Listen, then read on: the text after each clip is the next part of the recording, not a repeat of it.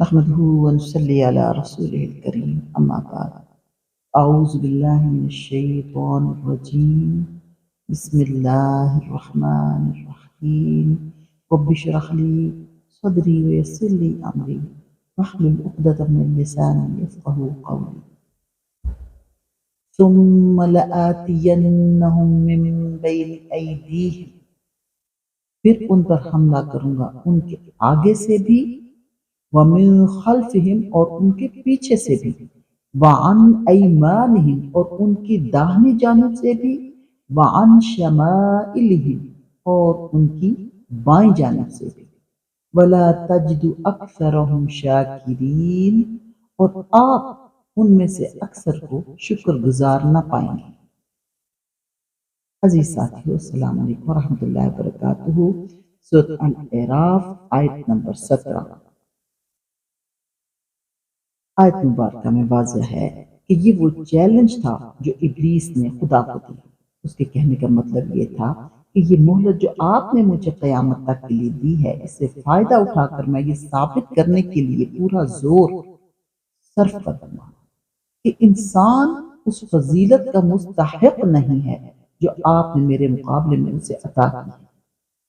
میں آپ کو دکھا دوں گا کہ یہ کیسا ناشکرا اور احسان فراموش ہے، یعنی کہ جو انسان جو مخلوق آپ نے بنائی ہے یہ لازم ناشکری اور احسان فراموش ہوگی، اور میں یہ ثابت کروں گا۔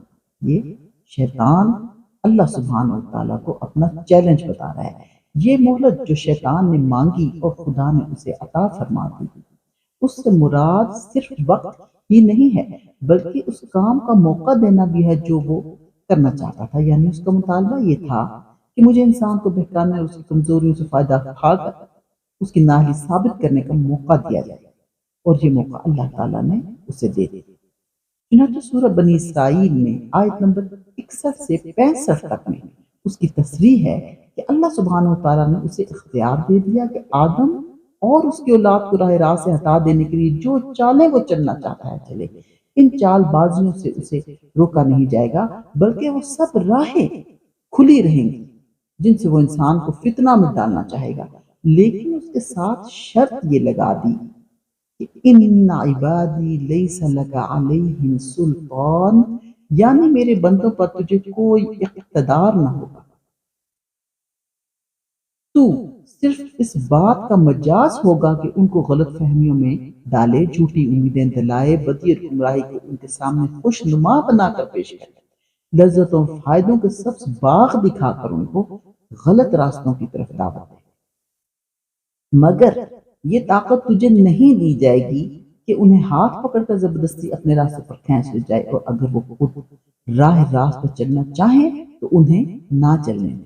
یہی بات سورہ ابراہیم کی آیت نمبر 22 میں فرمائی گئی ہے کہ قیامت میں عدالت الہی سے فیصلہ صادر ہو جانے کے بعد شیطان اپنے پیرو انسانوں سے کہے گا وَمَا كَانَ لِيَ عَلَيْكُم مِّن سُلْطَانٍ إِلَّا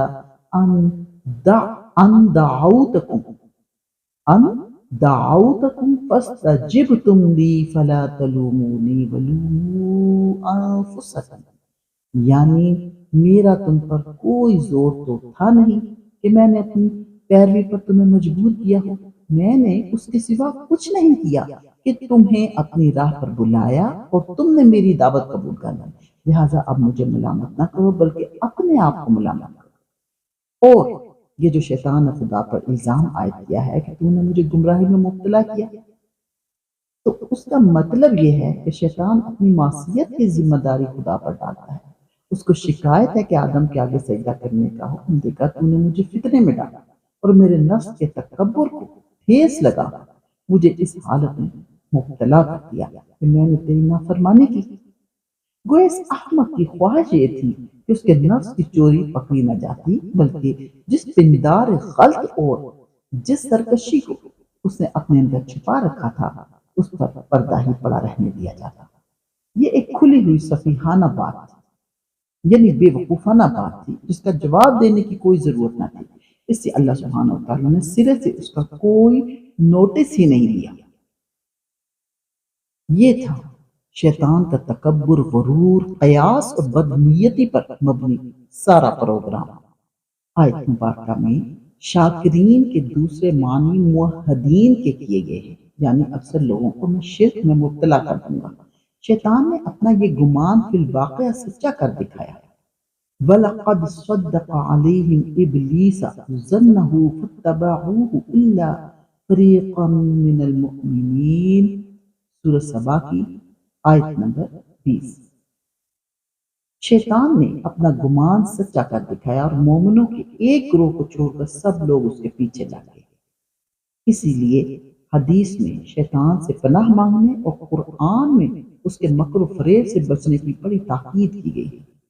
अजीज साथियों, मौजूदा हालात में जो सारी खराबियां इसी इब्लीस की ईमा पर हो रही हैं, ये मनफी ताकत इंसान के वजूद में खून के अंदर सरायत करता है, खून के अंदर सरायत कर जाता है, दिल और दिमाग पर राज करके इंसानों को रुस्वा करता है। लेकिन मजबूत और पुख्ता ईमान वाले उसके हाथ में नहीं लगते, उनके साथ अल्लाह की नुसरत होती है। कत्ल गारत को देखें तो ये इसी मनफी ताकत का एजेंडा है, इंसान को गुरूर और तकब्बुर की बदतरीन सतह पर ले जाकर पूरी तरह डबोता है। बनी इसराइल ही को देखिए कि किस कदर नाफरमान कौम, जिस कौम पर मुक़द्दस किताब नाज़िल हुई, हिदायत के लिए, समझाने के लिए पैगंबर अल्लाह सुब्हानहू व तआला ने उतारे, इस कौम का अंदाजा करें किस कदर इस पर शैतान की गिरफ्त है। तो उसको अल्लाह सुब्हानहू व तआला को जानते हुए भी नाफरमानी की तमाम हदें पार करते हुए कोई ख्याल नहीं आता, अल्लाह के अजाब और गुस्से का कोई खौफ नहीं। सारी दुनिया उसके खिलाफ हो जाए, सारी दुनिया उसके बुरे अमल के खिलाफ एहतजाज करे, लेकिन वो इस्लाह के लिए तैयार नहीं। जिद और हट दर्मी की इंतहा है। इस कौम की यही जिद, हट दर्मी और जुल्म की इंतहा है कि इसके ऊपर शैतान का बहुत ही जोरदार, इंतहाई जोरदार हमला है और शैतान की गिरफ्त है। अल्लाह सुब्हानहू व तआला मुसलमानों को बामन बनाए। बहरहाल सच्चे मोमिन की ताकत से टकराना उसको मुश्किल में डालना है। जिसको अल्लाह की नुसरत और तायद हासिल हो जाए, उस पर कोई मनफी ताकत बाअसर नहीं हो सकती। क़ालख़रुज मिन्हा मज़्मूमन मदहूरा। अल्लाह ताला ने फरमाया कि यहाँ से ज़लील और ख्वार होकर निकल जा। लमन तबिअका मिनहुम लअमलअन्न जहन्नम मिनकुम अजमाइन। जो शख्स उनमें से तेरा कहना मानेगा, मैं जरूर तुम सबसे जहन्नम को भर दूंगा।